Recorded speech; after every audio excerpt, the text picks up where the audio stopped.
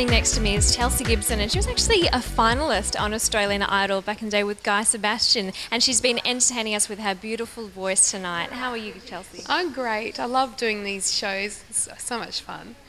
How are you? I'm fantastic, thank you. Now, tell us how you got involved with tonight's event. Through one of the radio stations, 6PR, and I've done a couple of these events now, and it's always enjoyable. Wonderful. Now I'm holding a CD of yours here. Tell us about the CD. Well, this was 3 years in the making, and it's finally finished. Yay! And it's all my own original material. And tell us about your singing, your music style, your influences. My style is a mixture of pop, blues, jazz, with some big ballads. So it's quite anthemic with choirs and orchestras as well. Beautiful. Now, coming to an exhibition and something like this tonight, do you get a chance to have a look at the paintings around you? Yes, of course. It was the first thing I did when I got here. It's always very exciting. There was something new up. I love the animal ones. They're my favourite because I'm a big animal lover. Oh, wonderful. Yeah. Fantastic. All right, well, thank you very much, and thanks for entertaining us with your beautiful voice tonight. Thanks. It's always a pleasure. This is called The Capture of Enkidu, and it might be called The Beauty and the Beast if you like. A few people have thought that that's what the title is. And it's from another series of me exploring a story, an ancient story. And, it's a story about a king, and I won't go on about it right now, but basically it is coming back to me, exploring what a story from 5,000 years ago. It's the early part of the story where the wild man, and I think using a wild man, wherever I use a character, it's a metaphor for parts of ourselves. So there's a part of us that, that wild man in all of us, female or male, and being seduced by the big undoer, which is, lust and love. And in this particular part of the story, Shamash, the harlot from the city, is actually sent out to seduce this amazing, strong wild man so that he can be brought into the city to fight the king, because the young king, of course, wants to prove his strength by fighting the strongest wild man. So again, we've got nature going on here again, and it's that conflict of man with nature, bringing that sophisticated red gown into a natural setting, the innocence of Enkidu with the animals. Again, there's the clash. So you can see a constant theme going on. It's which I love to explore and enjoy.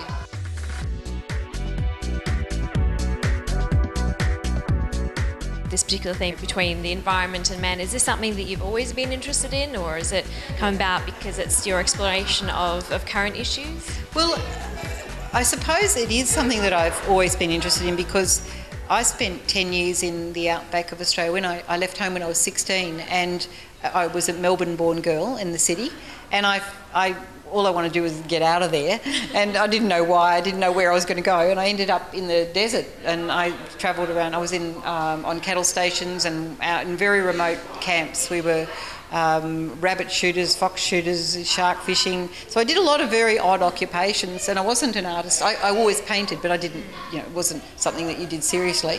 And so I actually worked for 10 years solid in the desert and in very awkward situations. And in that time, I wasn't thinking like an artist, I was thinking like a beast of nature.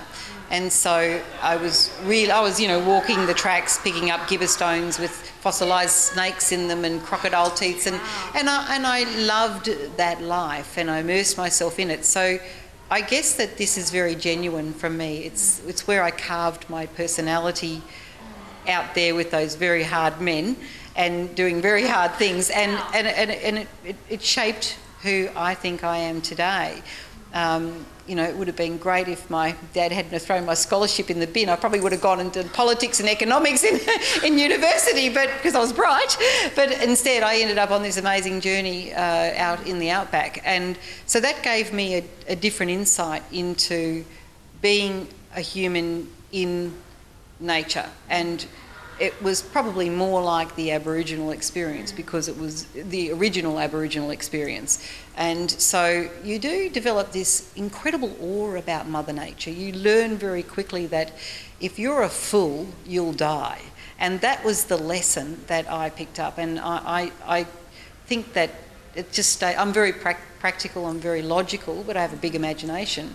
And I think that's just stayed with me, and it stays as a warning, because I nearly died 3 times in the desert in various situations, you know, of thirst and otherwise. And you do reflect on lots of things about your actions and the consequences of them, and how Mother Nature really doesn't care.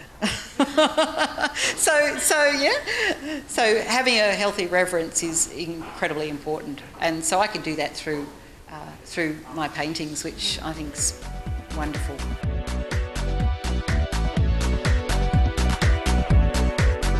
I love the fact that they're vibrant, and I love the colour. I love the fact that they're not traditional. The characters are something that we don't quite know what they are. We can call them little things. That's what I love. This stoop is my throne, this hood is my home, and the sky's always blue, but the brownstones. Sculpting teacup. The colours in this painting are incredible. Yes, they do vibrate really well. There's a lot of contrast and the forms as well, the shapes, and it's almost, you know, there's a lot of clinging and animals sort of clutching to things, and yes, and it's almost as if she's got the world at her beck and call, but she's sulking. So there's once again that bringing in a metaphor with really great strong colours, because I think that it helps the medicine to go down if you can present something in a really bright and strong, vivid way.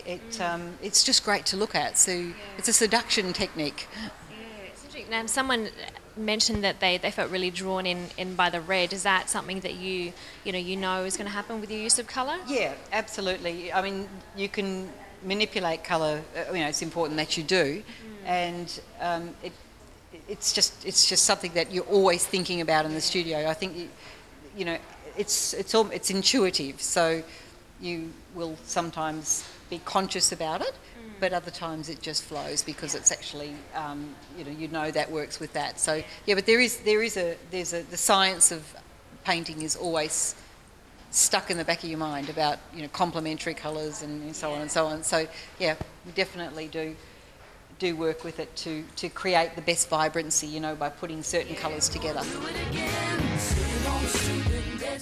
Precious is rather intriguing, isn't it? And this is because, for me, what I was thinking about is that there was this huge horse originally that was like the Trojan horse, and it was about what the captain classed as precious. And when I first composed it, it had a whole lot of other objects in there that were statues and things, and then I threw in the animals, the organic animals. So the horses was more like a statue, more like a Trojan horse, more like something we'd create to honour animals or in the name of animals. But what about those meaty, warm creatures, or sometimes the fish, that are there as well? And again, using a lot of spontaneous palette knife work and imagery, it comes up with a vibrant, energetic, with a bit of graffiti on the boat.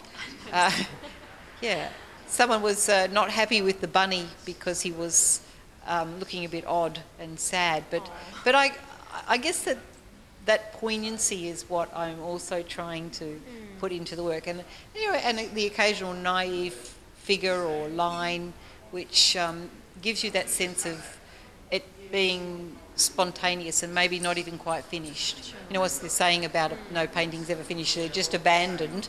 Yeah. Da Vinci, I think. I think, yes, that's right. So I think that definitely is the case. Yeah.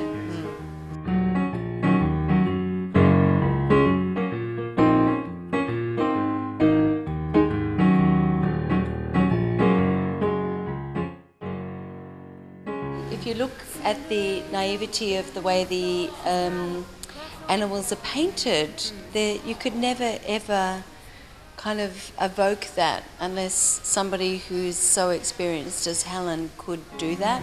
Sleeping Beauty's in a foul mood for shame. She says, none for you, dear prince, I'm tired today. I'd rather sleep my whole life away than have you keep me from dreaming.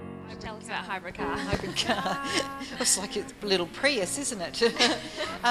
Again, it's taking the ark when I was thinking of no ark and modernising the idea and throwing in certain other aspects of our cartoon life, if you like, and you know, hybridisation is something that's so normal now, and everything that we do is, you know, a lot of the food we eat. So it's just really the cars we drive. I've really taken that, and it's a bit of a pun on that, you know, the camouflage car. So putting it together in an image like that, I felt very satisfied that I might have actually got it right. So I'm looking forward to Toyota perhaps, or someone to releasing this new Calling you up. really fancy looking car instead of those boring little hybrids that they make with a bit of you know, the antlers up the top. So again, and lifting off, throwing all the animals in with the ark concept again, which is a constant serious theme of mine, which is, look, don't forget the animals, because we are one too. And yes.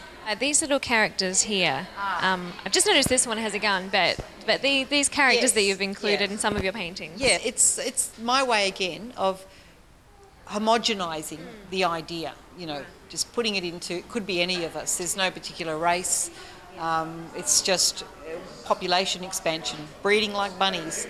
So I think it works for me. But yeah, putting it all into an image with a bit of humour does help the serious message to go down. Thank you so much for sharing with us tonight, Helen. It's been such a pleasure. Oh, thank you very much. It's been lovely to talk to you. And I have to say, before we go, I love your boots. They're amazing. Thank you. They're compliments of Istanbul. Incredible. Well, thank you. And thank you for watching tonight. We've been watching Gallery Watch, and we're here with Helen Norton at her exhibition at the Norton Gallery in South Fremantle. No Ark, How Do We Stay Enchanted? And we'll see you next time on Gallery Watch. Girl, I say, if only